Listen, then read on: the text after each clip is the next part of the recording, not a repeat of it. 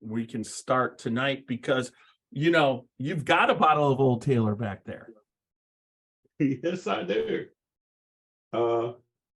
That one right there, in which we actually opened up, let's see, 3 Kentucky bourbon festivals ago. Would that be right? Or 4? Yeah, 3 Kentucky bourbon festivals So ago. that would have been the one that you brought 2020. when it was, we came down here and it was canceled. Yeah, 2020.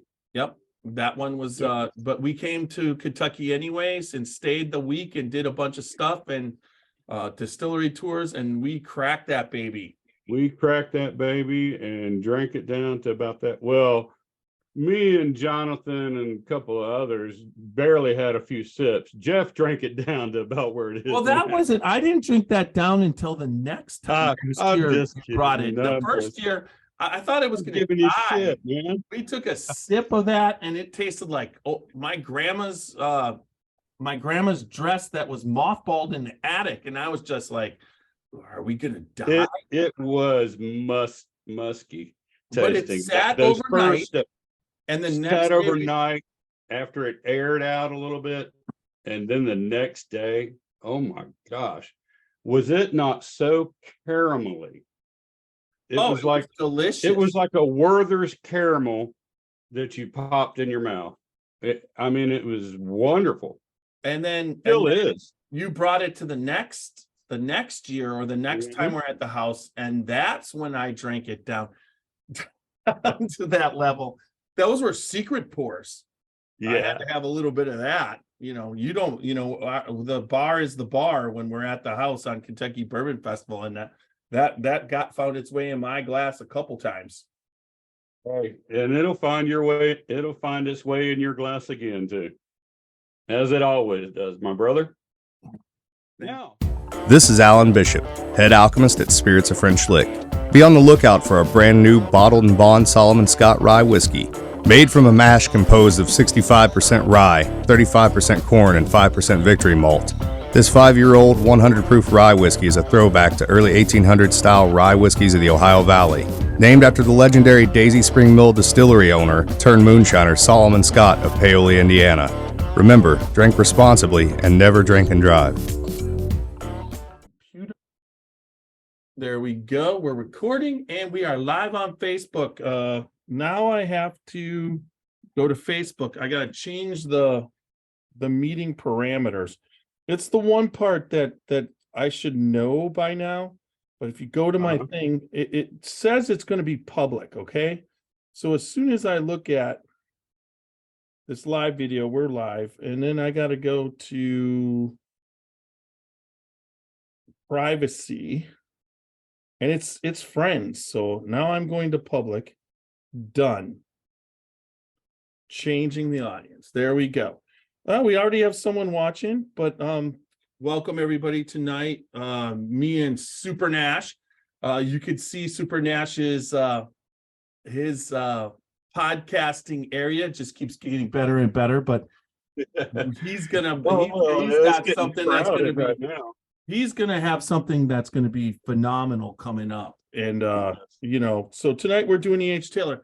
Maybe talk about a little bit while I share to the groups. And I'm not being rude, folks. I'm going to be sharing to the groups, but Super Nash is going to give you a little bit about, EH Taylor and what it's meant to you, Super Nash, as far as this line of, whiskey. You've got a bunch back there. You put my, whole thing to shame right here. I've got the single barrel and I've got the small batch, and then I've got the rye, but you've got everything else. But let me just start sharing to the groups, and you talk about how before you even met myself and became part of the Scotchy Bourbon Boys, you were already collecting EH Taylor. So go into that a little bit and hunting it. Yeah, I don't really because around here about 8 years ago, when I got into bourbon, started tasting bourbon and all, small batch EH Taylor small batch was readily available, and the single barrels was readily available. Anywhere I looked in any liquor store, it was on the shelves. Nobody was buying it. And so and I thought it was pretty cool. It came in the tube and all that. I didn't know anything about it really. And I'd always, Jim Beam, all the other different types and stuff like that. But when I saw the EH Taylor in the tube and all that, I was like, what is that? And the guy told me about the small batch. It was Colonel EH Taylor, Buffalo Trace product and all. Why don't you try it out? And back then, I think I want to say it was something like around $24.99, about $25 for the small batch. I mean, it wasn't much more for the small batch than In 2012, I think I paid $32, but we're control states, so the tax is always a little bit higher. But it was $32 when I, Yeah.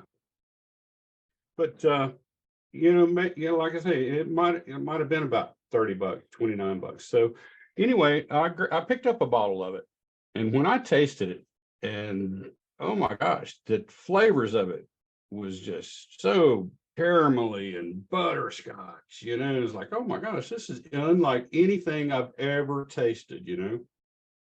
So immediately I started buying it up. And I have now amassed a collection of single barrels and small batches all the way back to 2012. I've even got, and way back then on the tubes, they had the ink was printed in an orange. And now it's changed to this reddish color. But I've got those all the way back to the 2012, 2013. And there's just 1 or 2 years that I'm missing there on the small batch and the single barrels. But that's how I came about collecting the EH Taylors. And I've got a pretty nice collection of it. But and it actually became the EH Taylor is my favorite of all bourbons. When I met you and told you that what I like to drink, and I told you EH Taylor single barrel, and it just happened to be very appealing to me, and I just liked the flavors and the taste that I got from it, and just started collecting them and picking them up until it got to where I couldn't find them or pick them up because everybody was getting them. It became I guess a collector's item, or a what you call it, allocated bourbon now. And so and which the only way you can really get unless you're in certain states is to get the small batches to go to the distillery. But like South Carolina and controlled states and all that, it's pretty much allocated. These liquor stores only get them, just a few bottles at a time. And in controlled states, they control the prices. They put on them what they want to, because for the uncontrolled states, I guess Ohio and North Carolina and some other states like that, I guess, what do you call it? Controlled states is run by the state, and they pay the set price, and then the taxes are a little bit higher, like you said. But that's how I came about getting into the EH Taylor, and it is, like I said, my favorite of all bourbons, and that's why we're doing the EH Taylor line tonight, which is produced by the Buffalo Trace Distillery, and is fashioned after the man himself is Colonel Edmund Haynes Taylor, which that's a little portrait of him right there, for those of you that don't know who he is. Ooh, I missed that one. Oh, you I'm did? still trying to, for some reason, You're not believe it or sharing at not, liberty? believe it or not, the Scotchy Bourbon Boys are not coming up as a shareable. I have no idea what the heck's going on. We're almost through though. Yeah, I already hit all Wow. those. Maybe you can share it to the Scotchy Bourbon Boys there, Super Nash. All right. Well, I'll do that while you pick up a little bit. Yeah, What else you got going on? And we're monitoring the podcast. So if anybody let's see, it says John Rich and Cameron Clubhouse. Okay. So if anybody wants to comment, feel free. We'll be monitoring the comments and on the live chat tonight. But how pop right up for me. yeah, I figured it would, but how, what EH Taylor meant for me, it was initially, put it this way, I grew up thinking Jack Daniels and Jim Beam were the top shelf bourbons. I mean, we grew up in the 80s and they were. There wasn't a lot of high end. The top shelf prices were for Scotch, if you remember, right? People bought high-end aged Scotches. If you spend more, I mean, Johnny Walker Blue has been, that was the end all be all in the, in the late 80s, early 90s. But, I started drinking a little single barrel Jack Daniels because my father, drank Jack Daniels. And, I would pay, $36 for the single barrel at Sam's Club. And I kind of liked it. So I started getting into a couple other, when in the early 2000s, probably 2005, 2006, EH Taylor was on the shelf. And I would, if I had somebody to have a birthday, I would pick up a bottle for them. I had a bottle for myself a couple times. And it was, like you said, the tube attracted me, the color attracted me, everything about it. And then, and let's see. That was great marketing idea. The tube and all that. The packaging and all that. It caught your eye. It stood out from just the bottle on the shelf. Yeah, to me, and it was definitely, what would you say? It was the cool thing to drink. I mean, at the time I would put it on the rocks. And then I started looking into, I got into absinthe, but we'd still have some, I would give it as a gift or find it. And then when we first started getting into bourbon, probably about early 2018 is when we started to really get into whiskey and see what it's going to, I was able to pick up a couple bottles. They hadn't gone on, and it was 30, like I said, 32. Showed you how to pick up those bottles. Well, no, that was you later. That was you later. Okay. Because it disappeared off the shelf. And I would go back a lot of times because we were a control state and Jim Canepa had not taken over Ohio.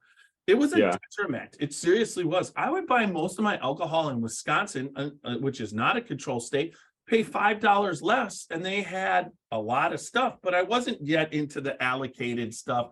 But EH Taylor had disappeared here, but it was on the shelf in Wisconsin, but it was $67. And I'm just like, well, wait a second. Why is EH Taylor $67?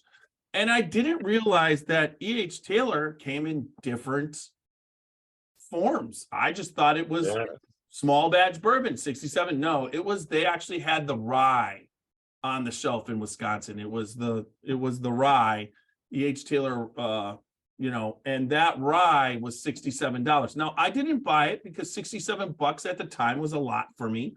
So it disappeared off the shelves completely after that. Once I was coming back and forth, from Wisconsin, it was off the shelf in Wisconsin. It was off the shelf here.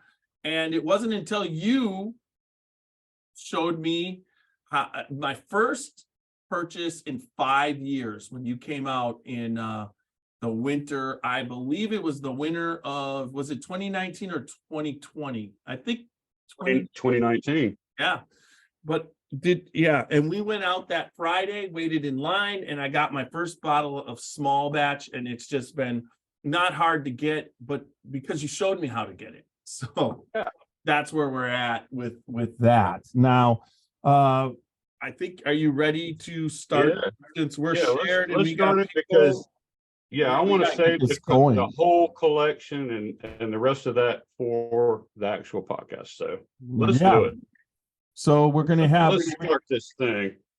We're going to have a brief quiet time that we run our sponsor, Log Still Distillery. Wally, Lynn, and Charlie Dant down at Dant Crossing down there and opening up the new distillery. They're fantastic people. And if you get a chance, you need to get down to Dant Crossing, see the amphitheater. This summer's going to be rocking. We've got a couple things coming up. As far as I've done the YouTube video of when me, you, and Roxy went down there and visited with Charlie. So that's all coming real soon, probably sometime next week. But check them out. And then also the Spirit of French Lick, the people at French Lick and Alan Bishop and Justin. Oh my God, why am I having? Anyways, Justin down there have treated us really, really well. Starting with Jolie initially. And then with Alan and what's been happening. And Alan has just been putting out fantastic spirits. So, yeah, man. And he's also got his One Piece at a Time Distilling Institute, which is on YouTube. Check that out. And then also he's recording new episodes of If You Have Ghosts, You Have Everything. That covers it. And then also, hopefully, we've got a new sponsor on the horizon. I hope by sometime this week or next week we'll be able to announce that. Look for that really cool announcement. Hopefully we'll be able to release that big news. And before you hit that button, I'd just like to say, let's get it on. Here we go. Hey, Scotchy Bourbon Boys, Tiny here to tell you about Log Still Distillery. Log Still Distillery is forging new roads for generations to come at their old Kentucky home by bringing bourbon back to Gethsemane. Guided by Wally Dant and cousins Lynn and Charles Dant, Log Still is firmly built on faith and family. They fill each bottle with respect while honoring the history of bourbon and their family itself, ever mindful that faith, family, community, and bourbon pave the way for future generations. They invite you to visit them in Gethsemane. Sure, you'll find a lot that's shiny and new, but what you'll feel is something deep and soulful. Visit them also on the web at www.logstilldistillery.com.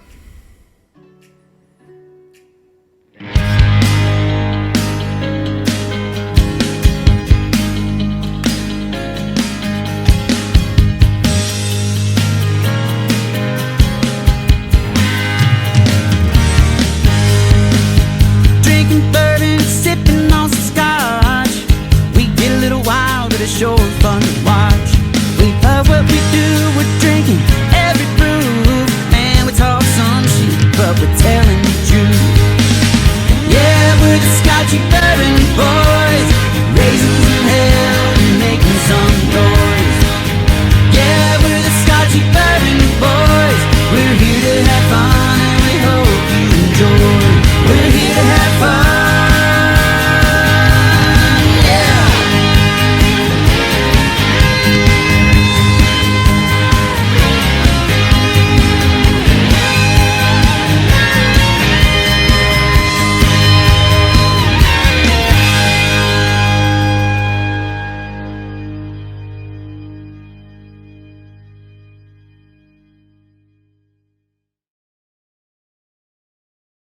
We got Tiny and we got Super Nash here. I think we lost a little bit of. Yeah, we do. We got, like you said, Super Nash is here joining us. That was Kenny Fuller of the old Americana band. the Luca Mariano Old Americana Band. Thank you so much, Kenny, for doing that. Check him out on YouTube if you get a chance. And then also, we're the Scotchy Bourbon Boys. And Yes, tonight, we are. tonight you can see we're excited because I always like this. We usually do this once a year. I think we're in our fourth season. And I think this is the fourth time that we've run an EH Taylor podcast. You can check out the older ones, but it's good always to update what we're doing with EH Taylor, because just like I like to update everybody on how you can get a hold of the Scotchy Bourbon Boys, www.scotchybourbonboys.com. Check us out for everything Scotchy Bourbon Boys t-shirts, Glencairns, and also Scotchy Bourbon balls. If also you want to reach us, you can reach us the Scotchy Bourbon Boys at gmail.com. Regular Glencairns. And then also we can be you can reach us on Facebook. Messenger me. We are a Facebook group. We're on Facebook, Instagram, YouTube, TikTok, and Twitter, and then also on all the major podcast formats. Spotify. Oh my God, choke on Spotify, Apple, and iHeart, the main ones, but then also Pandora. It doesn't matter. If you listen, we're on there, but make sure that whatever you're doing while you're listening to the podcast, playing video games, watching, exercising, watching feedback. Yeah, make all the yes. Like, good or bad. Like, listen, comment, and feedback. Yes. So it helps us out there. And then also tonight, that brings us, we got Super Nash here in the house tonight, ready to go. He looks organized as fuck. Yes. Woo! I'm super psyched. For what? Yeah. Hey, I'm super excited. Just damn glad to be here. Because we're doing a podcast on my favorite bourbon line, because there's just not one. It's the Colonel Edmund Haynes Taylor line of bourbon, and it's just a bunch of them, and we'll go through the whole list here in just a minute once we get down to it. Yes, we will for sure. And we both have a bunch of stuff on Edmund Haynes Taylor Jr. That's for sure. We do. And but what do we got? What do we got here tonight? We're going to be drinking together three different EH Taylor aspects. But the line is, it's funny because it's hard. This is the unique line for Buffalo Trace, right? What are we drinking? EH Taylor 4-grain, the Tornado Warehouse C, Tornado Surviving, and the Cured Oak. Is that what we're tasting together? What the hell ever? Show me your tornado bottle. I want to see your tornado bottle. Pull it out right now. I wish I had a Warehouse C Tornado. Maybe you have one of those counterfeit tornado bottles, but there's some of those floating around. We that's a whole nother podcast about. Yeah, that's a whole nother ball of wax, right? Anyways, yeah, exactly. But for real. We are tasting together EH Taylor Jr. small batch, right? Yep, I got that one right there. This one I opened up from last year. I don't know exactly how many times they released the small batch, but small batch is being, that's one thing we could talk about. Now, one thing that's really exciting is that I'm in the process of us getting to Buffalo Trace and talking with Harlan Wheatley.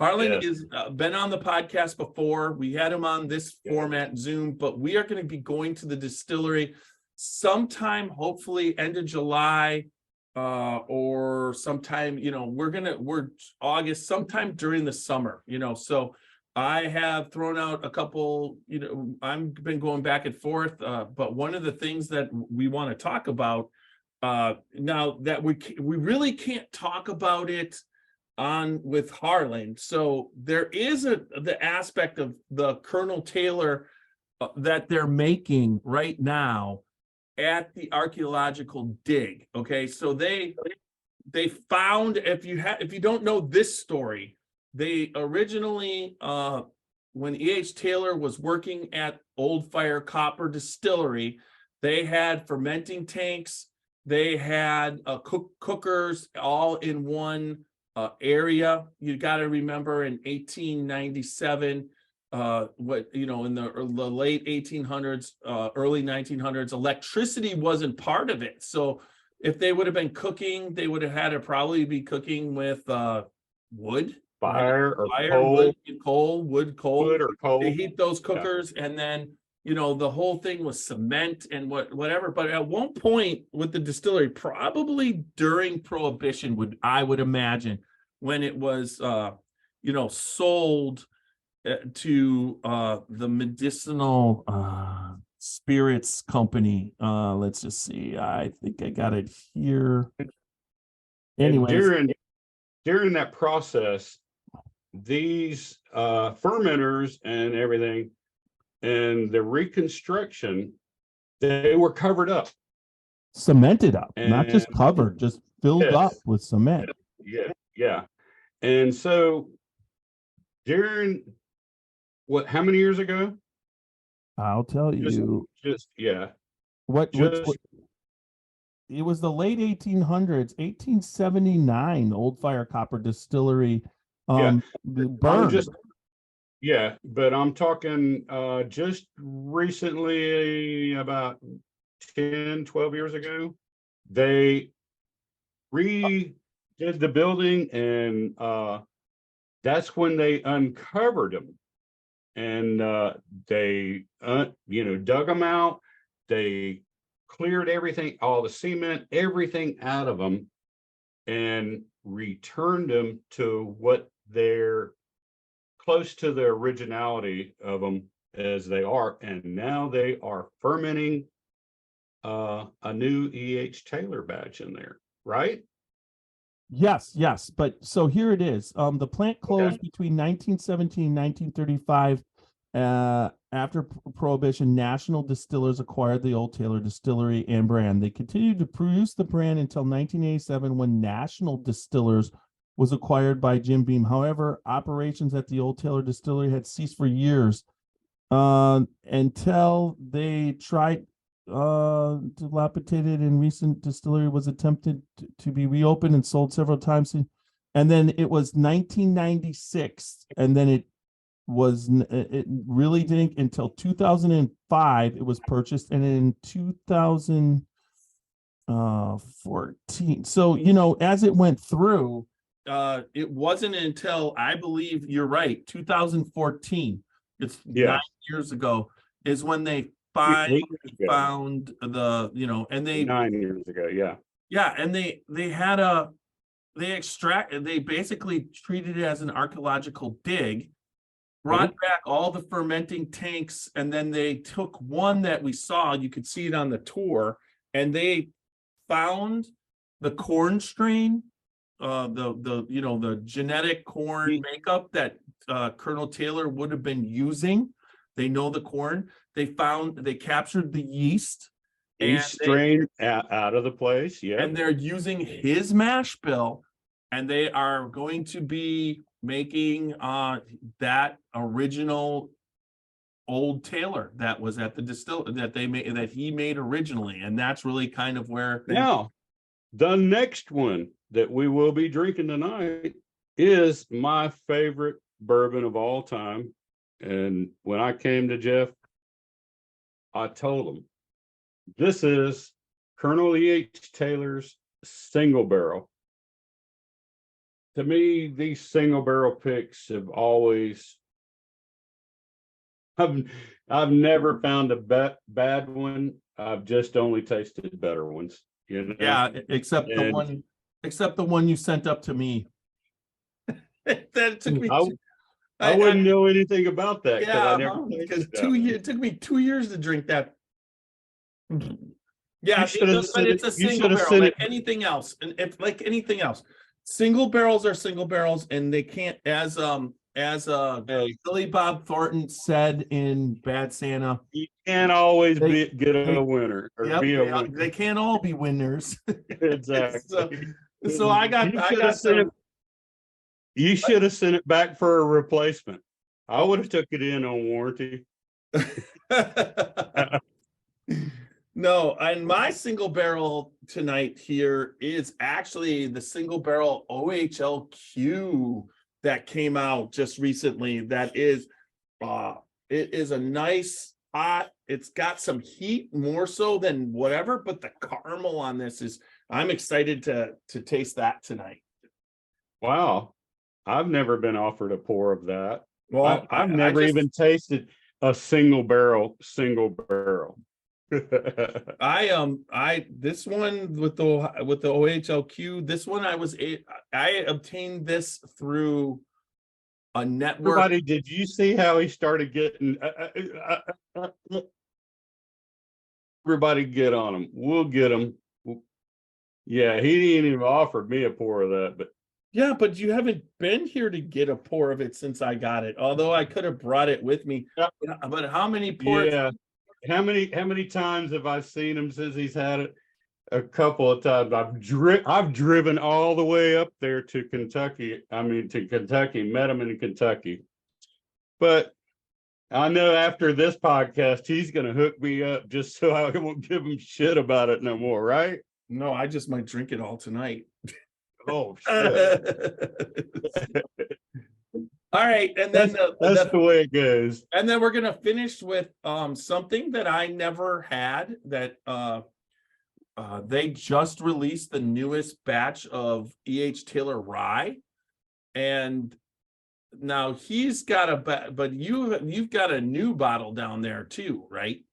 Well, this actually is this year's bottle. Okay, so you this is this year's straight rye. Yeah, and that's the sample that I sent you up. The two samples from this year's straight rye, and that's the third one that we're going to be drinking tonight. Yep, and that's what I have in my glass right now. That's what I started with. I think I'm going to have to switch on what. I just don't like bad. So when it comes to ryes now, I'm going to just make this statement. I think there is, when it comes to bourbon, there's very few bad bourbons. There's just better bourbons, in my opinion. There are some bad, but Absolutely. It's far and few between to find. I've been to distillery after distillery, craft distillery. I love bourbon, and but when it comes to ryes, I have a flavor profile that's horrible. Okay, that there's some ryes that are horrible. Now that flavor profile isn't horrible to everybody, but I used to say I didn't like rye. I don't like rye. I don't like rye. But I have to say that I do like a good amount of ryes now. There's a rye that's just kind of delicious. Let me run this by you as to why this is happening. Because this is now our fourth year? We're in our fourth year. Yeah, and that we're doing this, and that steady getting into it. But not only that, but look at the whiskey and bourbon industry in itself, how they're stepping up their game. You cannot just jump into the game and produce a whiskey and a bourbon and put it on the shelf. If you're not producing a good product, a good tasting product, you're not going to survive anymore, right? And it's people, and these companies and distilleries, they're stepping up their game and their processes and their flavor profiles in the ryes, the bourbons, and the whiskeys, and that's probably playing a little bit of part in that too. And you're stepping up your taste bud profile too. No, this would have been good to me all along. There's just no doubt. Was that you were drinking? I started I started with the rye Oh, you did? with your awesome little sample. I basically, because even if I like a rye, I usually give my rye bottles away because I'll podcast with that. And then Yeah. I don't revisit most bourbon bottles, let alone going back and revisiting a rye. Ryes are they're hot, they're a little bit hot compared in a lot of cases. Now this one has some really nice spice, a little bit of heat, chocolate, a little bit of mint, but there is actually a crap ton of butterscotch on this rye. So we'll get into that. I think we should barrel bash the rye tonight. That's what we should Oh, do. wow. I would Awesome. like to do that, but do you want to get into the small batch first? Because I mean, Actually, no. all Colonel Before Taylor's. Let's get into what all Colonel Taylor's in and get some history. Yeah. If you want to start with the history, or I'll start. Let me give the whole collection that Buffalo Trace does for Colonel EH Taylor, and which they have a lot of. Excuse me. They do EH Taylor Jr. small batch, EH Taylor Jr. single barrel, EH Taylor Jr. barrel proof, EH Taylor Jr. straight rye, the EH Taylor Jr. old fashioned sour mash, EH Taylor Jr. warehouse C tornado surviving, EH Taylor Jr. cured oak, EH Taylor Jr. seasoned wood, EH Taylor Jr. 4-grain, and the EH Taylor Jr. amaranth grain, EH Taylor Jr. 18-year marriage. I don't see how it lasted that long, but and the EH Taylor Jr. Warehouse C bourbon. Those are all the different batches that of the EH Taylor collection to this date that they do. And as you said just a little while ago, they're working on a new one, and which in the near future we'll know what it is. Well, also we know that the 18-year marriage, the god of the grain of the gods, what was it? The amaranth, Yeah. grain of the gods, and but the 4-grain and the warehouse C have been released multiple times. Yeah. So that is the tornado, the the two that I just named, those are single releases that have not ever been re-released, correct? I mean, so it's kind of cool with the line. The line has a couple standard staples, and then they have a couple rare staples that get re-released, and then they have the rare single releases. So it's from a marketing standpoint, it's pretty cool. Yeah. The rare single release, which was the old fashioned sour mash, and then the warehouse C tornado surviving, which just happened to be when the tornado came through, ripped the roof off of one of the rick houses. The roof stayed off for a few months, and then did some wonderful things to those barrels that were exposed to the sun. And so they tasted them as like, hey, the sun and the rain and the cold. Yeah, the sun, rain, and cold. And then heat, they're like, hey, this tastes a little bit different from everything else that we've had. People so we're going to bottle their this different. minds. People lose their minds over the tornado. Oh the my tornado gosh. batch, Yeah. I've seen it as high as like $26,000 a bottle. Yeah, that's just crazy. You know? And I would like to taste it one time. I'd love to taste it, but but we're not going to be. Would I pay that? Never. Ever. No, it's Not it's worth that. It's a pretty cool. It is in the lines of when it comes to this is like wacky packages. It's like we all collect the ones that the commons. You got the small batch for the common, and then you've got the the tornado batch, which is those special ones that they reprinted. So yeah, and then you've got the cured oak and the seasoned wood, which you'll never see either one of those again either. the Warehouse C bourbon, they just came out with that just Again, year before last. That was a Warehouse C bourbon. That wasn't the Tornado Surviving. right. That was just a blend that they did, just pulled from the Warehouse C, which was Colonel EH Taylor's favorite warehouse. Okay. Well, Warehouse C just was in our lottery this past January. Okay. So there was a release of Warehouse C. And then that 18-year marriage, you'll never see that again. That was a one-off thing too, which is the blend they did. But the 4-grain, like I say, they've released that a few years, 17, 18, and I'm Been a while. 17 and 18. I don't think I've seen it. No, I haven't seen a 19, 17 and 18. Yeah. Which speaking of 4-grain, Yeah. boom, there's a 4-grain there. We've drank from that together, my friend. Yes, we have. We opened that one good. and drank from that one. Yes. And you've sent me up samples of 4-grain. We did have 4-grain on the podcast before. Yes. And you can have some more anytime you want, brother. Okay, send some samples. What's mine is yours. Don't show up at my doorstep in the morning. Just so you know, I was in Kentucky. I'll call Rachel. I mean Roxy. Not last year, but the year before. I was at the river restaurant that we had gone to last year. Okay, and it was where before we did the Stave and Thief Moonshine University.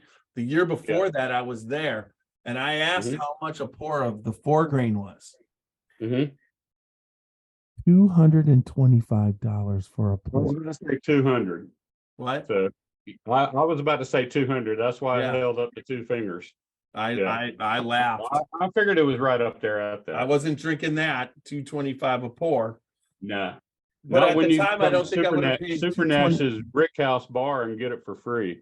Yeah, and I wouldn't have paid $225 for a bottle at that point either. So the pour was even more. But anyways, but they had it. That was the first time I ever saw it on like a shelf or at a bar. I didn't.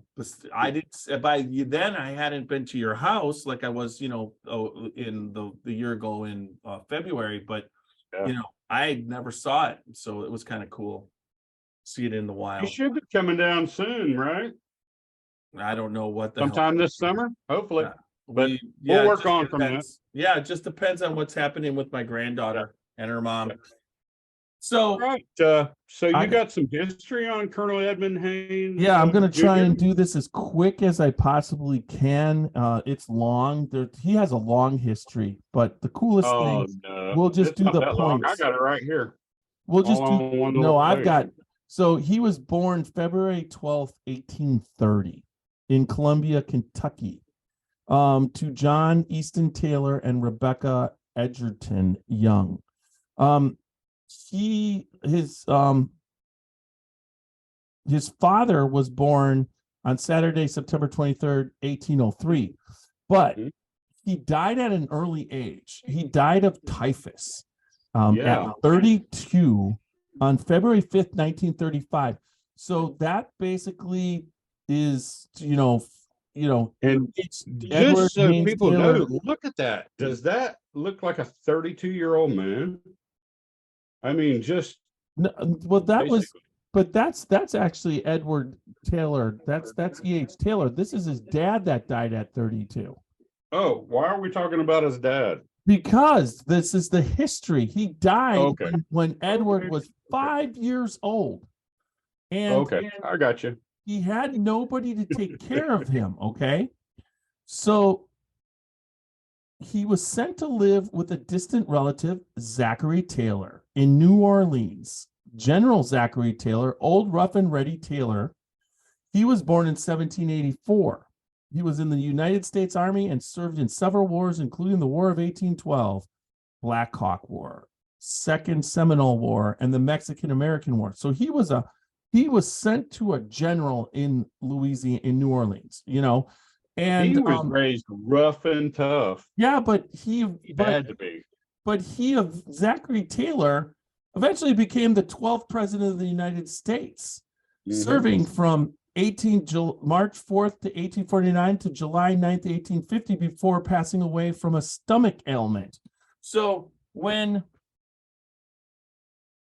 EH Taylor was 19, his person who was raising him passed, or actually 20, passed away in the White House. So wow. that was something that was really cool. And then he was sent after that to his dad's direct brother. Now, the reason why he went to Zachary Taylor is because Zachary Taylor was a decorated governor, right? Yeah. And so he could afford to raise Edward, or not Edmund. He could afford to raise Edmund, where his dad's brother probably couldn't. But at 18, 19 years old now, or 20 years old now, he went to his dad's brother, who was Edmund Haynes Taylor also. So this is where the junior comes in, because Edward Haynes, which was his dad's brother, he was a banker. So he was Edmund Haynes Taylor Sr., and Edward Haynes Taylor Jr. became a banker.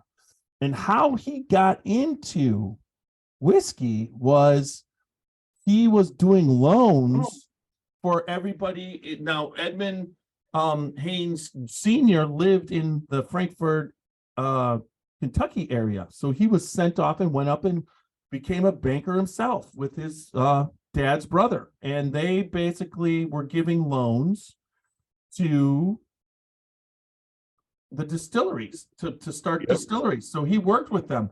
So now it's a crap load of distilleries that he was the first distillery. I mean, it's just like he was associated with Jim Crow passed away. He worked heavily with sour mash. And so under Jim Crow's tutelage, that's where Edward Taylor learned to distill. Okay. And then when he passed away, Oscar Pepper, he whiskey making, and spent 2 decades. Okay, so Jim Crow, basically, who is the old Crow, he would be the old Crow, worked with Oscar Pepper at the Oscar Pepper distillery. And then also he did a lot with Leestown Distillery, where he christened OFC. Well, yeah, but that was after this, because what happened was he basically got in with Oscar Pepper himself after Crow opened his, and then Old Crow Distillery. Mm-hmm. And then when he passed away, he was working with the Pepper. He learned from Crow at Pepper, and then when Crow left and passed away, Edward took over as distilling there. But then when Oscar passed away, he left it to his son, who was a minor, and his wife had ownership. So he helped his son obtain ownership as a minor of the distillery while he ran it, and then taught his son how to do it. But that's when he got involved with the Leestown Distillery, and eventually bought it and turned it into Old Fire Copper Distillery, like you're saying. And then he got involved. He kind of, with the 2 distilleries, was stretched out and was having money troubles. And that's when the W.A. Gaines and Company picked up, came in and helped them. And the person who was associated with W.A. Gaines was what's Stagg? George Stagg was associated with that. 1879. And everybody, what you're talking about, the Old Fire Copper is the Lee's, what was it, Lee whatever distillery, Leestown. The Leestown Distillery is the original Buffalo Trace distillery. Yep. And they turned it into Old Fire Copper. Then he basically had Taylor there working with him, but Taylor had other ideas. So he basically put together a thing, and that's when he built the old Taylor distillery, which is now Castle and Key. A couple of other things that Taylor was instrumental in doing. He was among the innovations were the copper fermentation tanks, state-of-the-art grain equipment and column stills, and modernized buildings, and a more efficient sour mash technique, and the first of its kind steam heating system still used in barrel warehouses today. Yeah, where he picked up that sour mash technique was from Jim Crow. Yeah. Yeah, And then also Crow was like a mad scientist when it came with the sour mash. He basically developed that technique at Old Pepper with Taylor at Old Pepper. Taylor also he was also instrumental in fighting for the higher standards in the bourbon industry, pushing for the passage of the Bottle and Bond Act of 1897, who we know was done by Old Forester. Right. Now the Old Forester was the first bottling people to bottle bourbon, but we're talking right now 1867 Oscar Pepper. That's when he passed away. And so you're just talking about when Taylor eventually he became was it the mayor for Frankfurt for 16 years. Yeah, and the reason why he became the mayor is because he wanted to change some of the laws, and also he was always battling, believe it or not, the temperance movement. Yep. Because they were trying before the war, it had almost taken hold, and they all knew that if the temperance movement came in, that would be the end of everything for them, right? Yeah. And then it was a back and forth between George T. Stagg and Colonel Taylor, because when he took over the Old Fire Copper Distillery, he basically from EH Taylor, he formed a line and kept the Taylor name on the product. And that really kind of pissed EH Taylor off, because he didn't actually. They started battling over the name, and Stagg was contending that George wanted his name up there, and Taylor wanted his name up there, but George kept the line of EH Taylor going, and didn't change the name, and he contended to Taylor that he bought the distillery, but he also bought the naming rights and the brand with the distillery. And Taylor was saying, absolutely not. That's not how it works. It's not how it works, but that's how it worked back then. It doesn't work that way now. Yeah. You have to actually deal with all that. If you're going to buy a distillery from somebody, you have to buy the brand at the same time, or have something written, and nothing ever was written. So they were just going back and forth on each other till eventually Taylor bought I believe he actually bought the land for the distillery, which I want to say the distillery that he bought was, Taylor changed the name. It was the J. Swigert Distillery, and he turned it to the Old Taylor Distillery, but it burned. And that's when he built the castle that is Castle and Key right now. Castle and Key, yeah. And then Stagg turned it to the George T. Stagg Distillery, and I believe that's what it was until the start of Prohibition, right? Am I not mistaken? As you see, now I pulled over my other history book here. So I got to fumble through it to catch up with you, because I just had all my EH Taylor stuff out here. I didn't have near as much of the history that you have. I was just prepared for EH Taylor. Well, that's why I did this. I just really thought it was cool. Yeah. And then it was, and you taught me some stuff, really cool stuff that I didn't know, and that's pretty interesting. makes me want to drink some more EH Taylor. John Rich says, cheers, fellas. Having some small batch and enjoying your knowledge and history sharing. Thank you. Yes. Oh, nice to see you, John. Thanks for watching. Cheers, John. Really Appreciate you watching, man. All yeah, right. I think I'm ready for some small batch. Are we doing small batch or single barrel first? Small batch. Yeah, we'll work our way up. Everybody knows now, in my opinion, this is just my opinion, that small batch is a blend coming from all the same places the single barrels come from. The single barrels usually are just, but there we go. That's a small batch bottle. And I think it hasn't returned to shelves, but it's lately when you go and wait in line, instead of one case, there's 2 cases. Or if you go wait in line at Buffalo Trace, you don't have to. If you get there at 11 o'clock, there's still bottles of, they when they have a release on a day lately with Blanton's, Taylor, Eagle Rare, they don't usually run out. They even as late as September they were running out, but lately they have not been running out. Wouldn't you say? They just keep starting more out.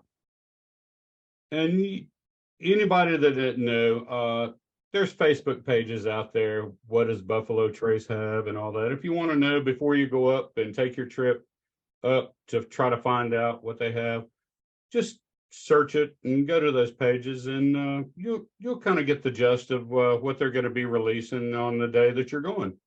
And like I say, you can get it now. You can go in 2 or 3 o'clock in the afternoon, no lines, if you want, and pick up an EH Taylor small batch, Eagle Rare if it's that day, or a Weller Special Reserve if it's that day, or Buffalo Trace. So and those are the 4 main releases that they do. Right. Or Sazerac. There was Sazerac usually. There was Sazerac and Trace when we were there this last time. But and like you said, the Eagle Rare, and then Blanton's. But what's really kind of different is I remember when you first showed me how to bourbon hunt those couple years ago. I would say I got excited when I got a bottle of Blanton's, or I got excited when I get a small batch. But now that especially here in Ohio, everything is starting to become more and more plentiful. The Weller Special Reserve and everything. So going to Buffalo Trace for actual releases isn't as exciting as going to Buffalo Trace. So if you're going to go to Buffalo Trace, get on a tour. Everything's free. The tours are free.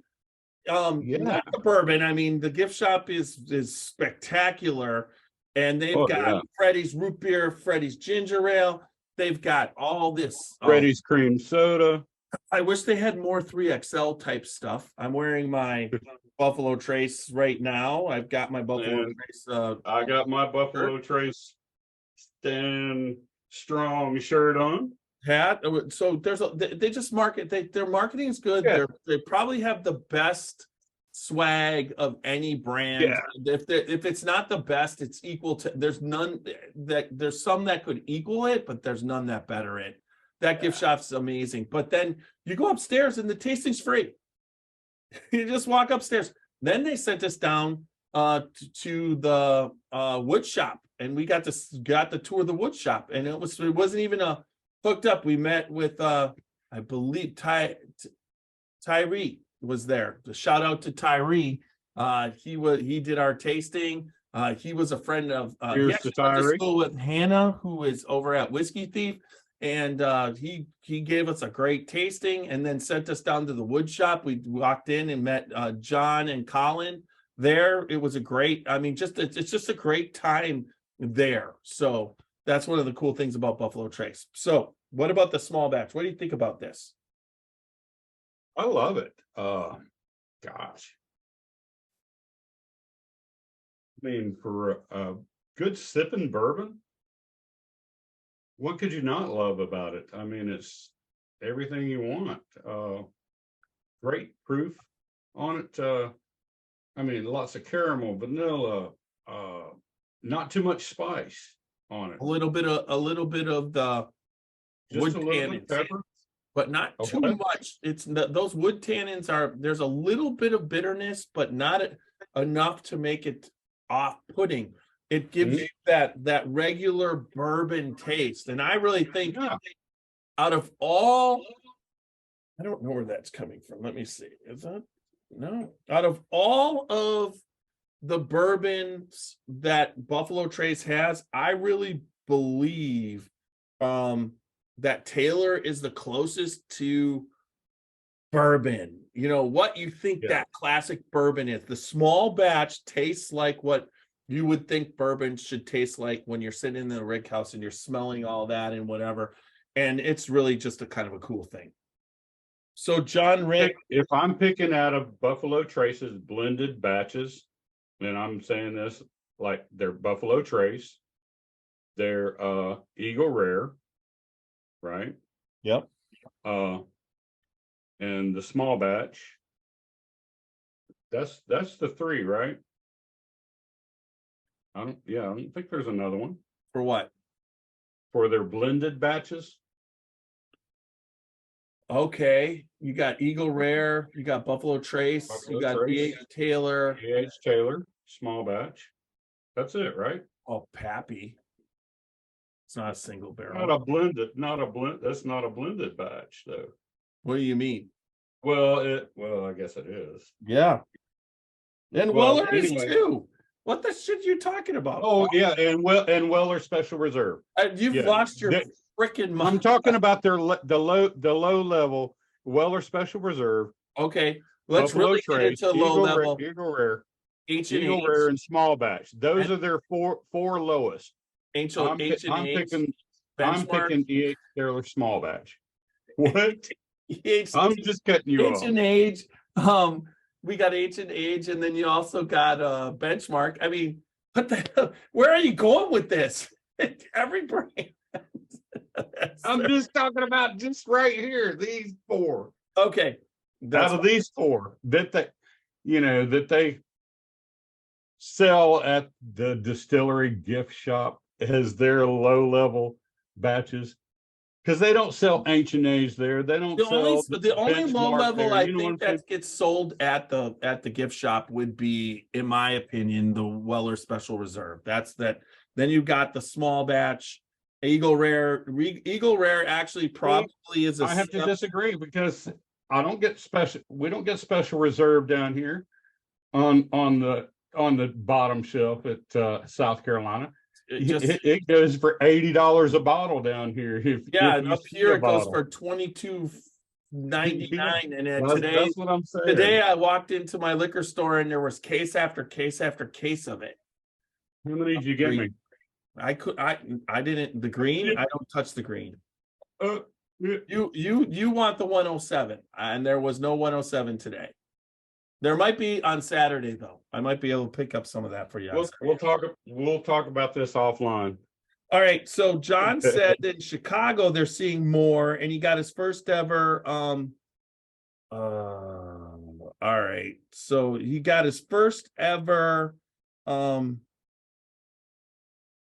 His first ever small bet. His rye. He got the rye. So did I. I picked up the rye, Taylor.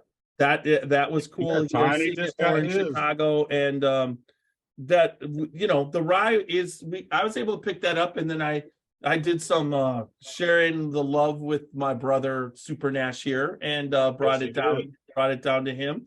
I'm drinking the samples out of the bottle that he's drinking out today. I just said, give me a couple samples for the podcast, and the bottle's yours. So we did that, and then. I got some news. I don't even know what I can do. That's not what we do. I will talk about this afterwards. So let's get the small batch. I like it even on the rocks, honestly. When I was drinking this initially, I would always start off with, a little bit of a pour. I'd enjoy it. And then I'd pour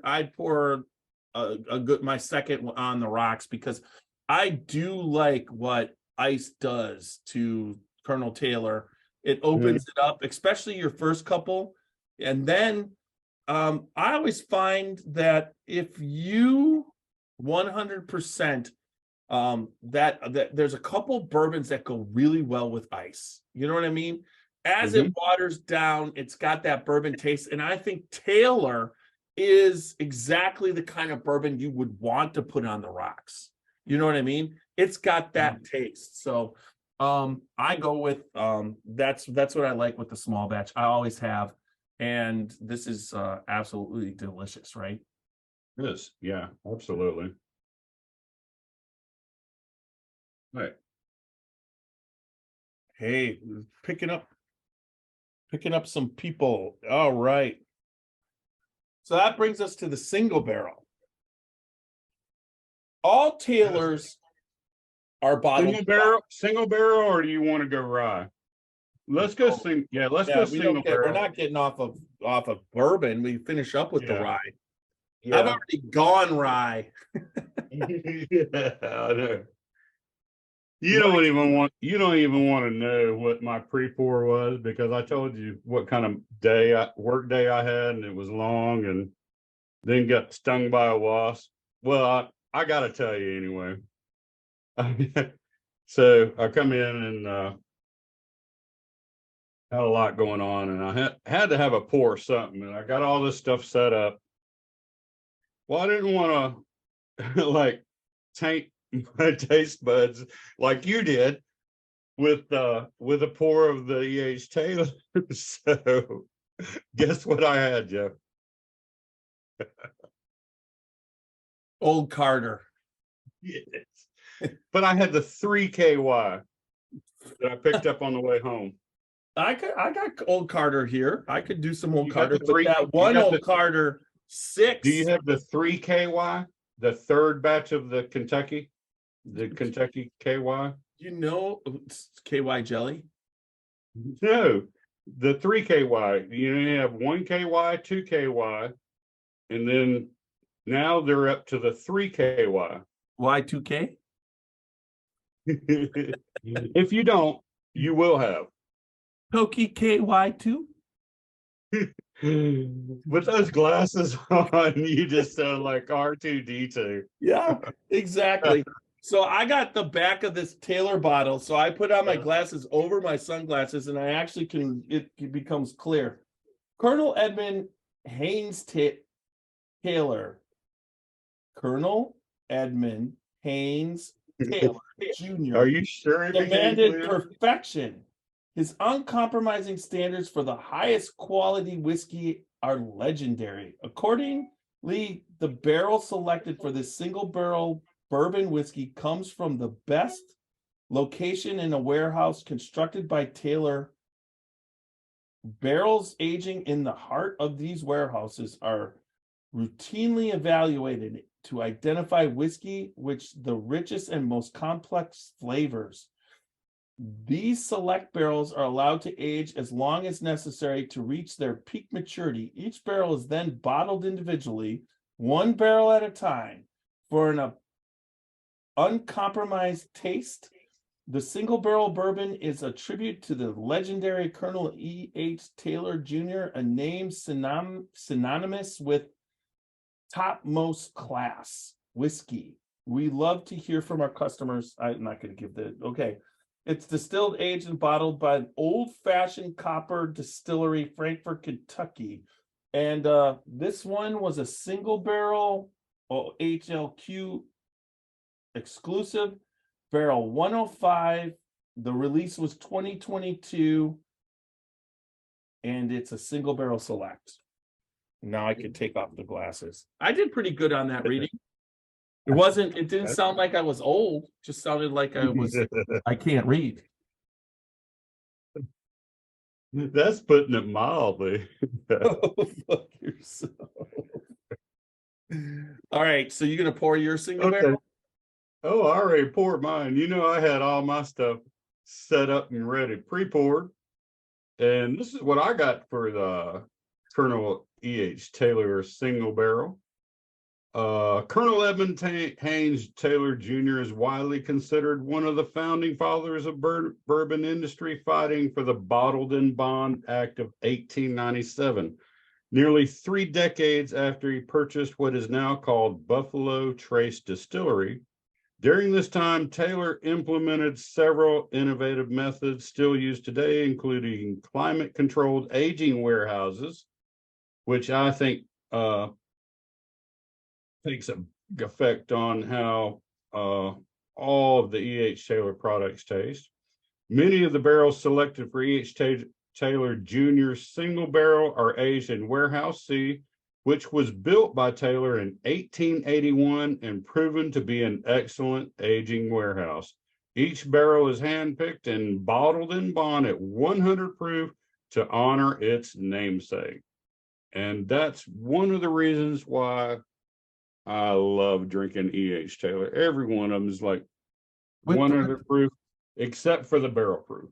But it's like it would be cool to be able to get an EH Taylor single barrel. They do their single barrel selection program, which is amazing.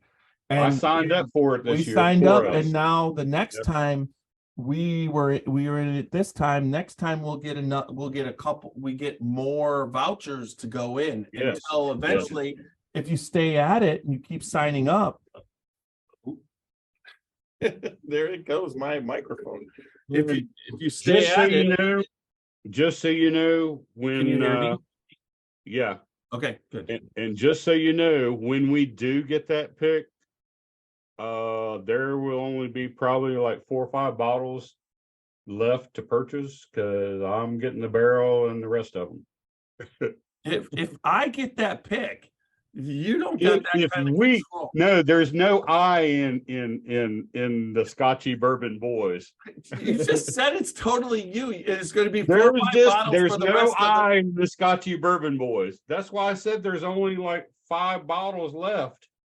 How is there gonna I only get 5 bottles off a pick that I No, you see, there you go. There's no I in Scotchy Bourbon Boys. I'm spreading those 5 bottles out between CT, Tiny. the 5 bottles. There's 210 bottles, but the 5 bottles that CT, Tiny, and a whiskey get, and Roxy, we all get one each, and then you get the other 195. Yeah, okay. Yeah. So there's no I in this, but there's me referring to you. Well, there you go. I'm just trying to support the group and take the worry off of you of selling bottles. All right. So this is the Ohio.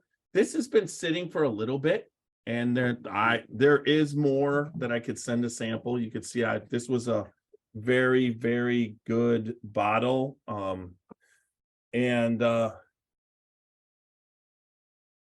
This particular bottle, I'm picking up a char and a little bit of tobacco.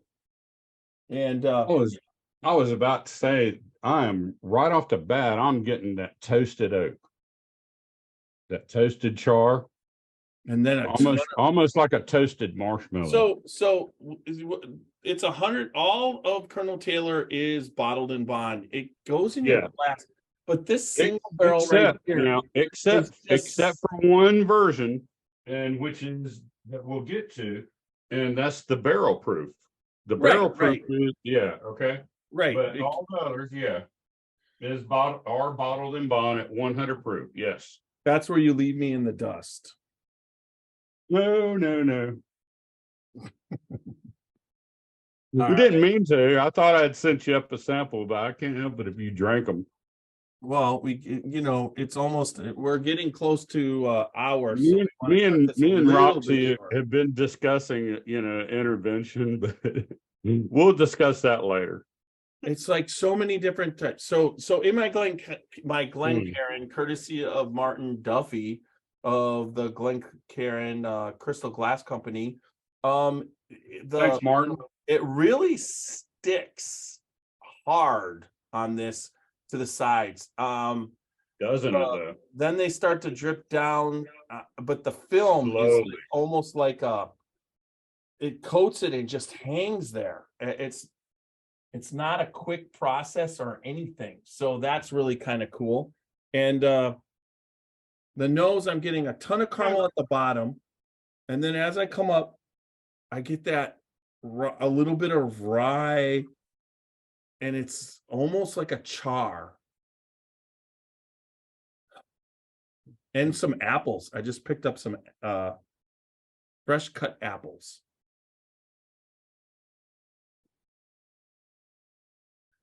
Lots of sweetness. I'm just gonna tell you that Almost like a sweet tea but see, this particular on the EH app. Taylor bottled in bond 100 proof, it's drinking like a barrel proof. There is a flavor that I always pick up that's a little peppery when I'm drinking a barrel proof, and this is drinking that way. And then it finishes a little bit of char, and then all of a sudden there's just a ton of apple on the back. This is a very unique pick. Nice full mouthfeel once it coats your mouth. That peppery feeling and taste, goes all over. But then when that goes away, then the fruit comes in.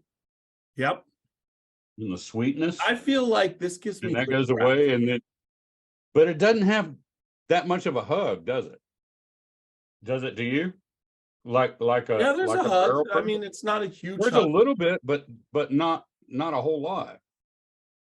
but it's like Just enough for a good drinking bourbon. Ohio did a good job on this one because it's, you can pick, there are single barrels that'll be real big caramel bombs, and there'll be single barrels, but this particular barrel is true to the Taylor profile. You know what I'm saying? It's got the profile.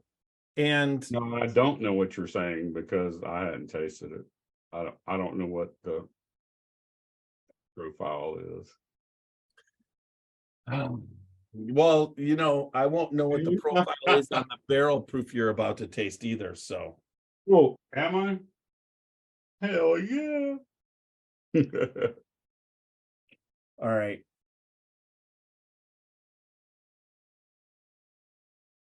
All right, so let's barrel bash the rye. Awesome. Let's do that. So, again, this is a unique line. There isn't a Blanton's rye. There isn't a Eagle Rare rye. There isn't a Weller rye. There's not a Buffalo Trace rye. Right. This is their rye besides Sazerac rye. Yep. And so there's not even a Pappy rye for all you Pappy lovers. So for Taylor to put out a straight rye is very unique. And it's a bottled in bond 100 proof rye. That's another unique thing about this. Right. So, and there's Sazerac rye. I don't know if it's what's the mash bill, because it's not one of the classic mash bills of Buffalo Trace. It's a different mash bill. Yeah, this is completely different, and a lot of people love that Sazerac rye because they use it in their mixers. The Sazerac rye, from what I've heard, I've got a bottle in there, and actually I got a bottle that's been sitting in there that I've opened probably 5 years ago. And I did a podcast probably last year at this time, and I'm not going to tell you that it was a rye that was drinkable. I didn't not like it. So but it is definitely a mixed rye. And it's a mixture rye, because it's real makes damn good old fashions. When I first drank it, because I was just getting into it and all that, and really, and I had already tasted the Michter's toasted barrel rye, so that ruined me for ryes. And then I tasted the Sazerac rye, and I was like, oh God, this is okay, but God, it's real peppery, and Well, but ryes were it had its own unique flavors. Or if you talk to Booker or you talk to Fred, the ryes were made for mixing. People, that's what Yeah. you made your old fashions. That's what these And that's- bourbon guys made. That's their where old your fashions, was they flavors of the brought that rye came out through in the the mix. Yeah. through the different things. I mean, you pour rye into Mountain Dew, the rye rises above the Mountain Dew. Where you put Exactly. bourbon, some of these soft flavors, if you put Basil Hayden in a Mountain Dew, it would just taste like Mountain Dew. So, but that's what they use the rye for. They always thought, but at the same time, I think they were dismissive. And this generation, if there's going to be anything coming out of this bourbon boom or this whiskey boom, is the fact that the ryes got their due. Put it that way. I think they got their due where they were dismissed for a long, long, long time. Yep. They were used only as mixers. Nobody drank it neat. But now there's a lot of people drinking rye neat because they're wanting to taste the flavor of the grains that are used in rye. So there's so much more to a rye now than what was back then. Right. So tonight's barrel bashing will happen on a French oak, French lick, the Spirit of French Lick William Dalton barrel with my Wilderness Trail barrel hammer, courtesy of Wilderness Trail and Macaulay Minton. Macaulay. When I was at the barrel pick for Wilderness Trail last year, I was able to walk away with this awesome hammer. So cheers, Macaulay. Can't wait to see you again, brother. Yeah, I hope so. We just booked the Scotchy Bourbon Boys bus tour. Yes. We're gonna be announcing it. There's a select few openings left for people out there. Spanky, he has already purchased one of the 6. There's 5 left. He might be purchasing a second, which would leave us with 4. I reached out to Jolie Kasperzak and Andy Kasperzak to see if they wanted that. I'm waiting for a call back from Jolie, but that's going quick. So if anybody's interested right now, that is September 13th at let's see. Are you reading John's? You read John's. Yeah, as I'm learning to develop my nose and palate more, with this rye, it shows oaky, cinnamon, and pear. Enjoyable. And that's what John Ritt, one of our followers, has to say on our live Facebook it's really live cool, John. We've got stuff that John's got to follow. I know. That's tonight. So cool. So we really appreciate John and you watching. Yeah. Thanks, John. It's appreciate your comments. People are still hanging out with us. A couple people here, there. We were up the most. I think we're up to is like 15, and right now we're, a couple people. But that's why you do this. Down to 2, and I think that's probably John and me. It does. He's watching the 2. We don't count, so I know I don't count. I'm watching on my phone, so it's I suppose you do count. I don't count. It's counting me. Right there. And then right there. Yeah. Oh, just no, don't start that shit. If Bishop was watching already, that's not how it works. That'll bring in some watchers. Let's see the comments on that. Yeah. Oh hell, here comes Alan Bishop. He's gonna bust my ass on that one. Yeah, people are coming in. So anyways, the barrel bashing system is based off an evolution of the Scotchy Bourbon Boys, but we give a total of 18 that you can give. There's 4 categories. 2, which is your nose, which you can give a total of 4. And then also your body, also you can give a total of 4. But as far as taste, you can give a total of 5 bashes and finish a total of 5 bashes, because 1 if it tastes good and the body's light and the nose could be crap, who the fuck cares, right?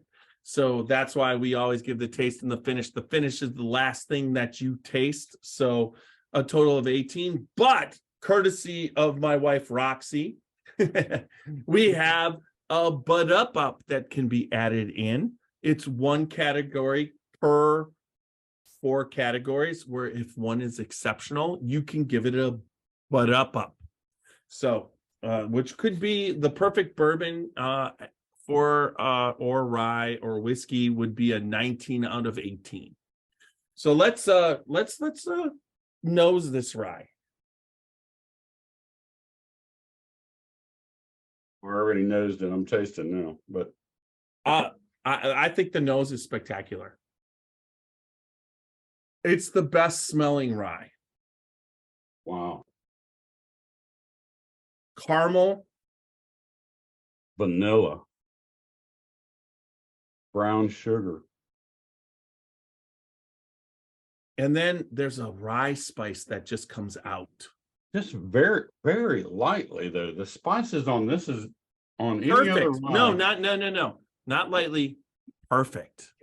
There's I don't Yeah, mind there you go. a little bit of Perfect. rye when I'm Yes, drinking rye. perfect. If that I mean, I love a Reuben sandwich on rye bread, but there's some rye breads that are salty gosh. and really overpowering, but this is not overpowering. You're exactly Perfect. right. There are some Reuben sandwiches on the rye bread. When you bite into it, that rye bread just Overpowers turns- everything. Yeah. Yeah, it takes away from everything. But Just like this- there's some ryes where it's just like on fire and it's too much. But this rye, and then at the end, I get the caramel with the rye, and I pick up a little bit of apple. And I'm just surprised at how much apple is on this rye. You know what I mean? We talked about it a little bit earlier when I was drinking. There's just a little bit of apple. And it's like when you're peeling an apple, you know what I mean? When you peel It's it, and that juice is like making that fresh cut peeled apple taste. It's just like the nose is pretty damn good on this. that sweet granny apple too. That sweet green granny apple. But the caramel at the bottom. So when I nose, you have a dominant nostril. Everybody knows that. And that's why you Tonight, got my left nostril it will switch. But that left nostril at the bottom of my Glencairn is just picking up pure sweet caramel, like the caramel, like when you unwrap a caramel for a caramel apple to melt into when you have to open them all those Brock's caramels and you're melting, you want to do it you're just opening one after another so you can melt them for the caramel apple. That's the smell I'm getting at there. Then Do you get any kind of floral? no, I get a little bit of tobacco. Like I'm getting like a little honeysuckle. After the caramel I get and the apple. vanilla. You're getting honey. I get apple. I get caramel, vanilla, and then I get a little bit of the rye. Then I get a little bit of tobacco, and then I get apple. That is a complex nose of epic proportion. One of the best noses I've ever had on a rye.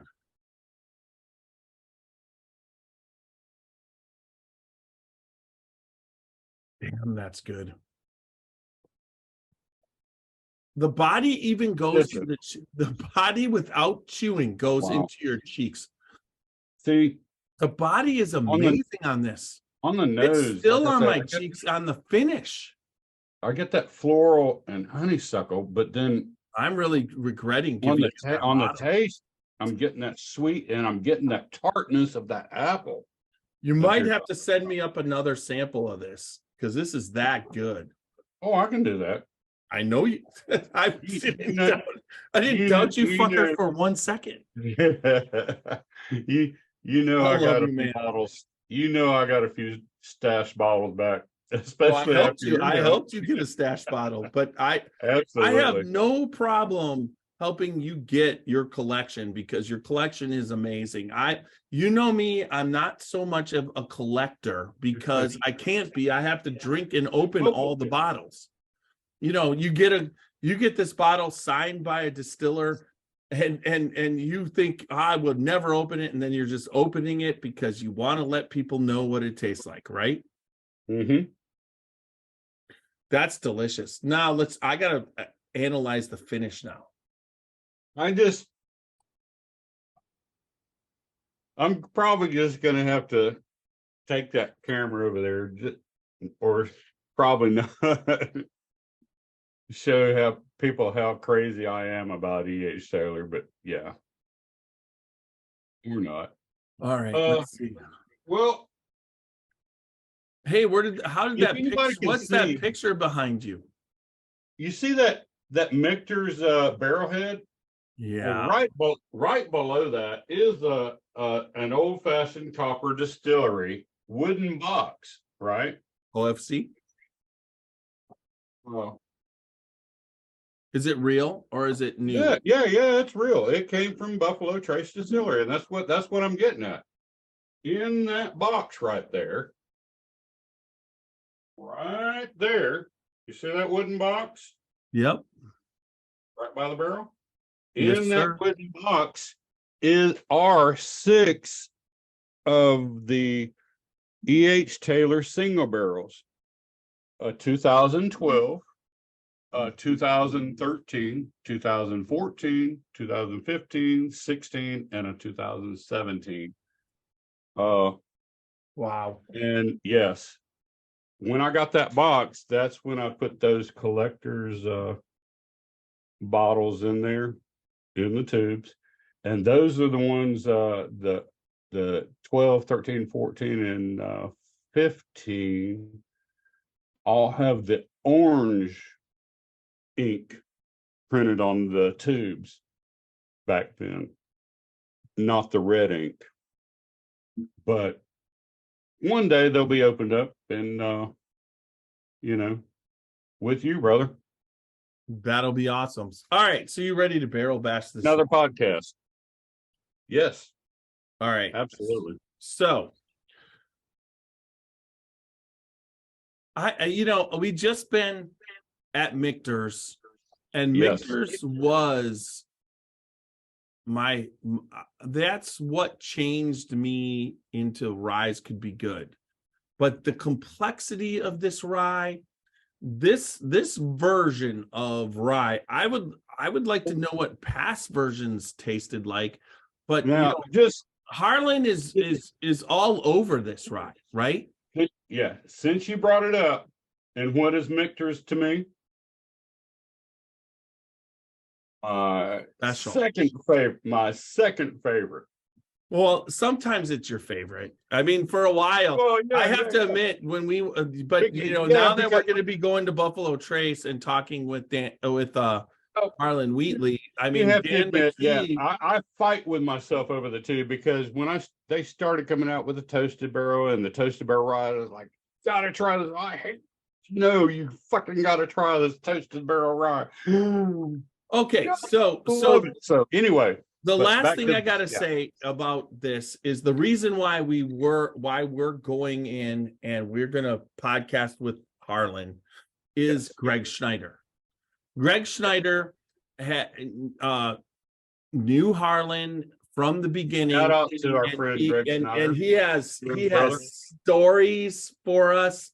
I mean, Yeah. when we were this last time we were there, and he told the story of when Don't Harlan ruin tipped over Elmer T. Yeah. Lee, and There's nobody he could thought tell he it. drowned him, and everything turned out okay. But at the same time, Harlan has been at Buffalo Trace for a long time. He understands what he's supposed to be doing, and but his relationships, Harlan learned from all the older guys that were there. Yes. Oh yeah, and he worked under Elmer, and he has Elmer the T. respect. Lee, And yes. but he's so young even still now. and Yeah.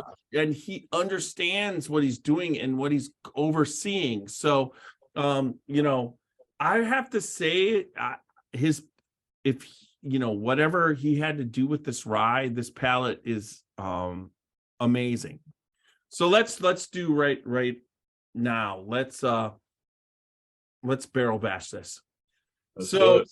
I really think out of all the stuff so your nose is, you can give a 4, and I give it a 4, but seriously, I have to give this a butt up on the nose. So I'm going to give this a 5, and it's the first 5 I've ever given to a rye.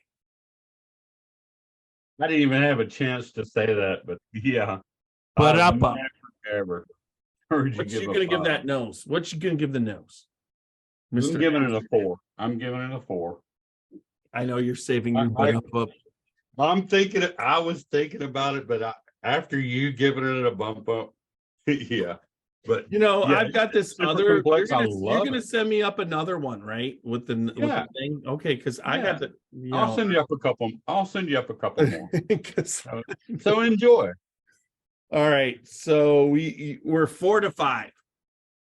So let's go You're to almost making me feel guilty as much as you like this about sending you the whole. Do bottle. not feel guilty. I can't. I wouldn't be. No, I don't feel guilty. A couple more pours, whatever. It's delicious, but at You the would have no place to put it. And matter of fact, if I set you the bottle up, Roxy would kill me. Why'd you do that? He's got no place, no room for it. We're trying to get rid I of did it. a really good revamp of the collection this weekend. We had some work done in the, we had a new furnace put in, and they blew out the ducts, so all the bottles were dusty. The last time I was there, that cabinet that I'm pointing to, that's to your left. To my left. Yeah. Your left. Yeah. That's yeah. It wasn't full like that. I got the cabinet in there. The top is majority Bardstown Bourbon Company but everything in there is signed. That's why it just everything's signed. You've got Steve Nally, Nick Smith. You've got. That's why it's all full now. All your signed bottles are in there. Okay. Yeah, I put them in there. There's even Rattle and Snap with Wally Dant, which I drank. I don't want to hear about that one. I wasn't there. I was working the booth. Yeah, wasn't allowed. You weren't working no booth. We had no booth yet. Yes, I was. You missed that out. That was Bourbon in the Air. I know. I was talking to Barry the whole time from RD1, and then what are we I'm all right, so let's go to the next one. Let's go to body. Yes. So I'm surprised that a 100 proof can have the body of this, but this body goes to cheeks, it goes under my tongue, top, roof of mouth. The body's a 4. I told you that earlier. I concur. I told you earlier, it filled your mouth with flavor, hit all the sides, top to bottom, front to back. Boom. I give it a 4 too. And I'm just like, this is freaking me out because it's a rye. And it's gonna score high for both of us. Yeah. Taste. I mean, who can complain about the whole scope? Now, pouring this in again, all of a sudden, I gotta see. Okay.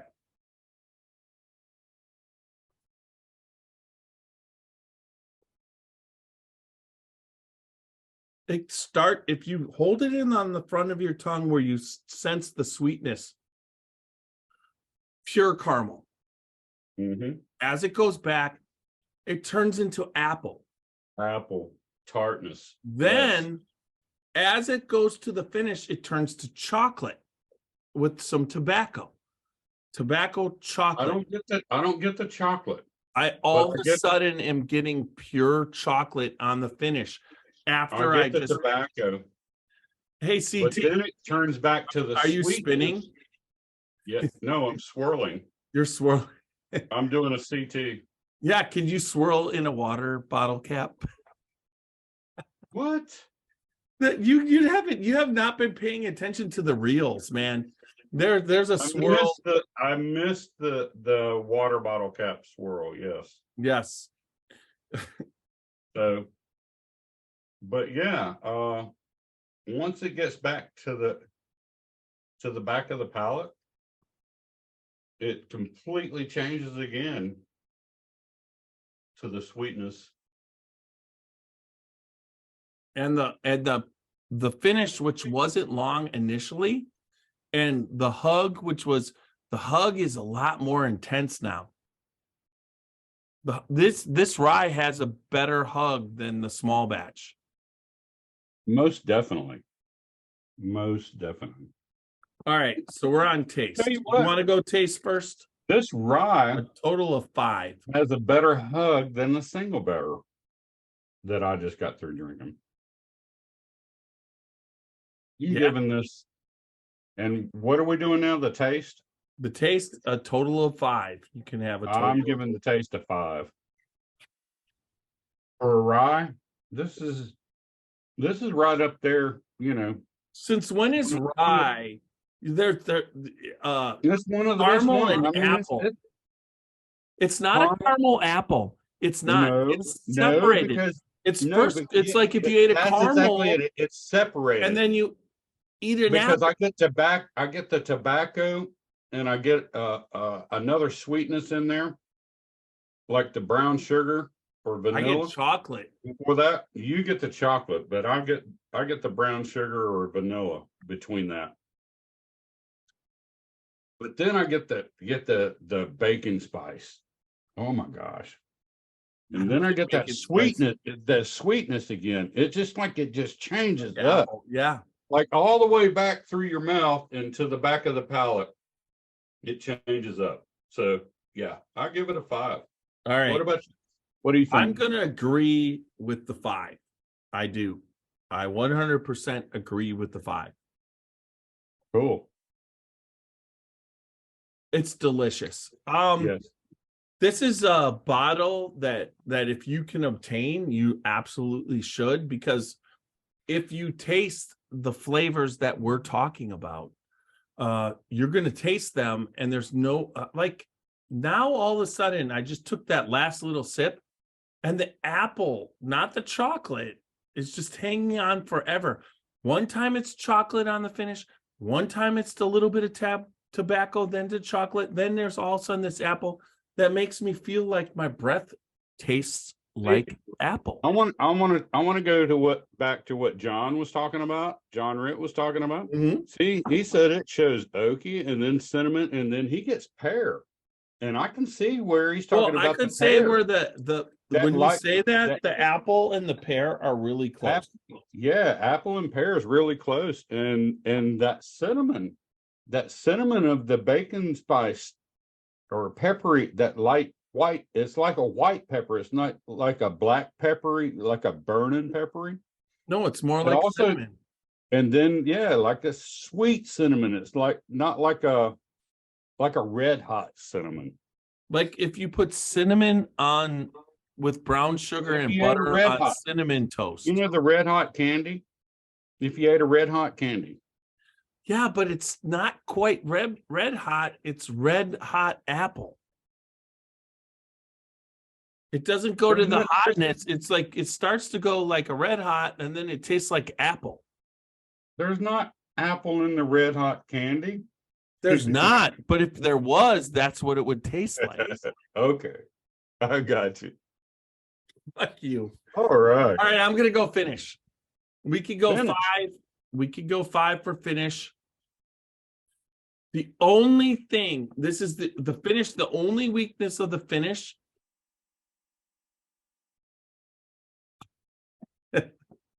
I wanted to give the finish a 4. Okay. But when I first started drinking the rye early, whatever, the finish was medium finish. But the more I keep drinking, it's gone long. I was just gonna basically say 4 because it just didn't last as long, but I can't say that now.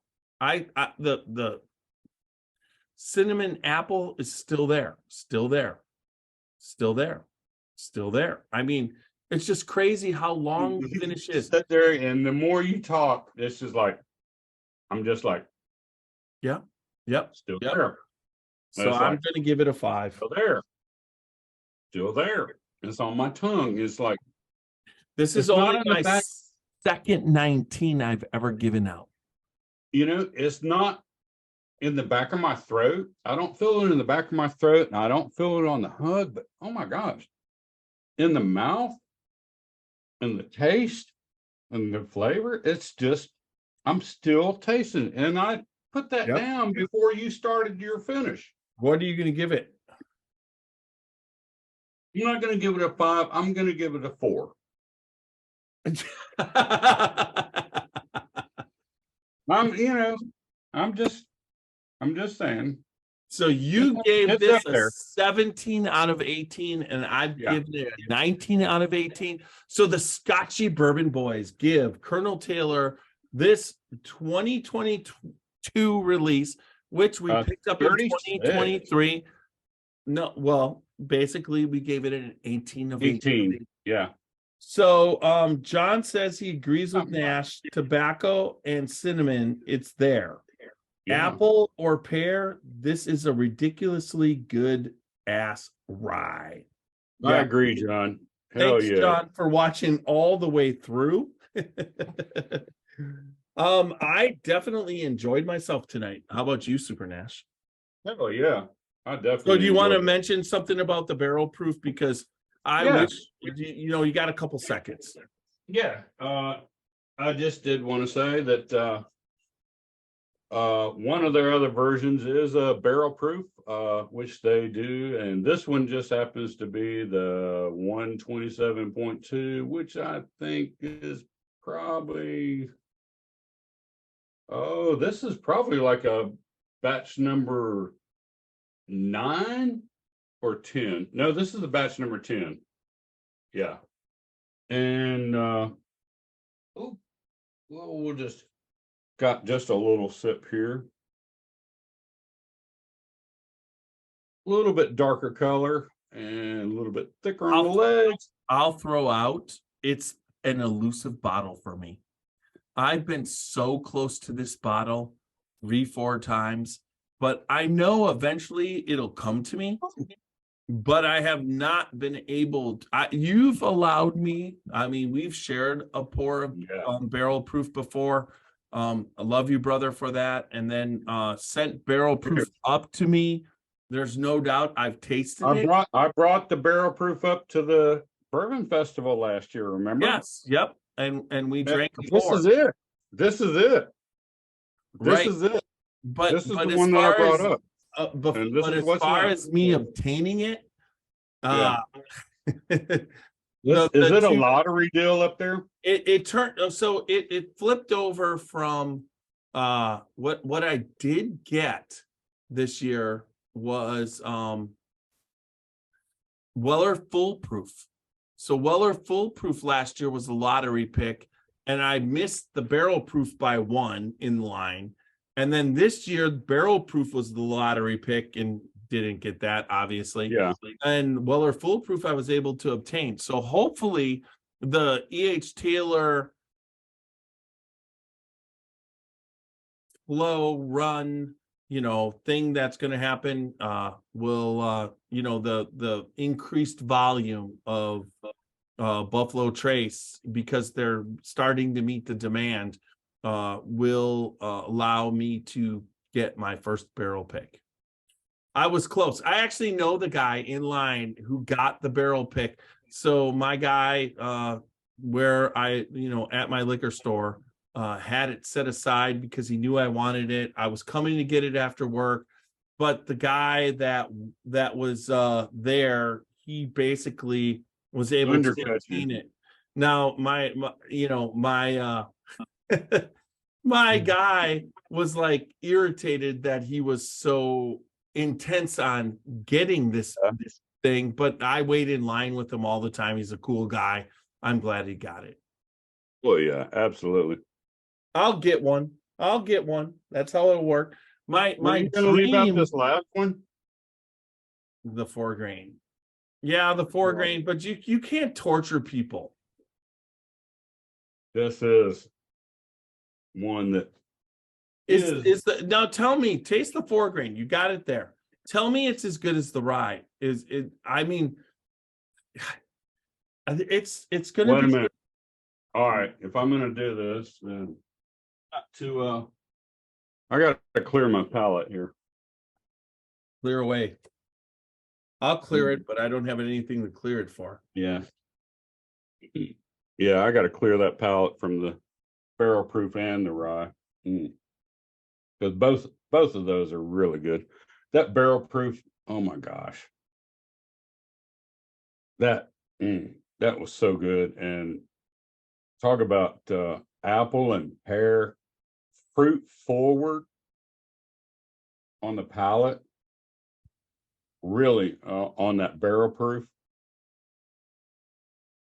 The fruits in that really to me overpowered the caramel and the butterscotch and all that.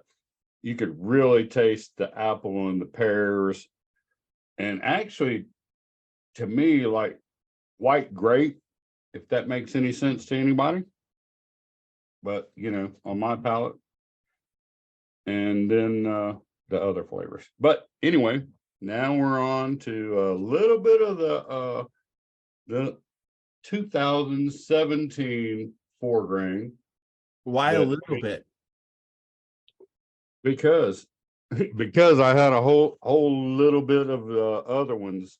And Super Nash has got another job other than podcasting. Oh, but Super Nash is using the Scotchy Bourbon Boys Crystal Glencairn. Still Glencairn. Yes. And why wouldn't he with such a wonderful pour?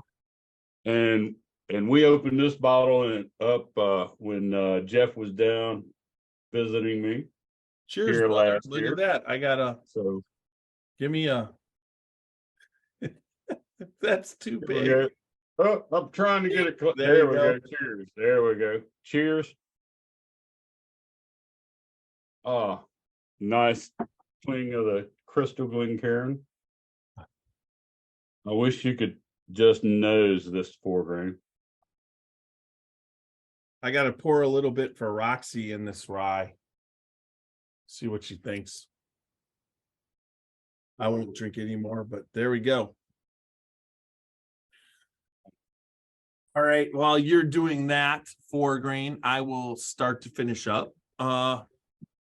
Everybody, Remember when I sent up your first 4-grain pour of and course, where you drank it at? I don't remember where I drank it at. Where did I drink it? I do. Where? Oh my God, you drank it at the football game with your face painted. No. I didn't do 4-grain. 4-grain came up in a sample. You sent me up a Stag Junior with that's where I drank I drank Stag Junior that You time. drank Stag Junior? Oh, I thought you drank. Yeah, I basically took the whole bottle up. I think I drank half the bottle of that. That was where they played the Seattle Seahawks, and we destroyed them. I drank it before the game. I drank it during the game in my class, and I drank it after the game. That's Stag Junior. That was from Christmas, just so you know. That was you sent that up for Christmas. And then when I was at the game, which was like January, whatever, 20th or 12th, actually. Green Bay Packers. I'm telling you, you drank the 4-grain at the Green Bay Packers game. I could have drank it. No. When you set up the 4-grain, you want to know where I drank the 4-grain? I freaking shared that with John, and we drank that on the freaking podcast. Yes, we drank that the same time I drank Michter's Toasted Rye. Got the pictures. And I I saved it all. I saved it. That All was right. the first. You could say that, but I'm going to tell you, Stag Junior, I've got pictures of that. We Don't need be another- pulling pictures out now. I'll believe you I now. need another 6-pack of Scotchy Bourbon Boys Glencairns. I got them. Not that I almost busted this one, but because I've I've given away a few, and when I went to get some out tonight, Yeah. I've only got like 4 left because I've given away some to some loyal fans and all. So We're on for Bourbon And on the which, Banks. Amzie told me we're going to have a tent there this year. It's free. We're going to my be God. selling Glencairns and Scotchy Bourbon Boys merchandise. You got to talk to CT. He ordered 4 new Scotchy Bourbon Boys hats. So there you go. yes, do I gotta talk to him? I thought you already hooked that up the way y'all been traveling together. Sure, I guess I already hooked it up, but you should talk to him as far as shipping address. I will. So we're the Scotchy Bourbon Boys, www.scotchybourbonboys.com. Remember, everything Scotchy Bourbon Boys there. Find out all about us. Everything that we're doing, you can listen to the podcast through there, and then also check out our Patreon because that's still there. It's gonna start to become something. We're getting close to our next single barrel bourbon selection. Yeah. I've been talking, and we're down to Elijah Craig's barrel proof or Woodford Reserve double oak. We'll see what happens. We're gonna see which one wants us the most. And check us out on YouTube so you can see the annex. And not only that, but all of your podcast formats, you know that. So you can always listen to us on your road trips and your spare time. And pick up swag at our www.scotchybourbonboys.com. Right? You're doing it. You're doing it. But remember, good times equals good friends. Remember to drink responsibly. Don't drink and drive, but fucking live your life. Live your life dangerously. You know. There you go. Hey, or just live it. Little Steve-O is gonna take us out. That's right.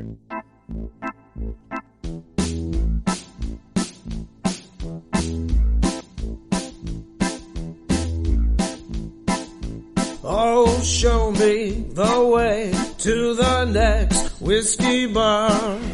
Oh, don't ask why. Oh, don't ask why. Show me the way to the next whiskey bar. Oh, don't ask why. Oh, don't ask why. For if we don't find the next whiskey bar, I tell you we must die. I tell you we must die. I tell you we must die.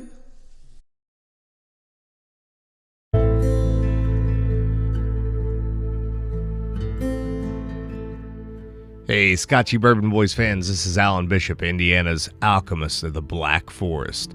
So I'm tuning in here today to tell you all about the One Piece at a Time Distilling Institute channel on YouTube. If you're at all interested in the art of distilling, whether it be home distilling or professional distilling, and the intense geekery that goes into that process, then check out the One Piece at a Time Distilling Institute on YouTube. I promise you're going to learn something you didn't know before about the arts.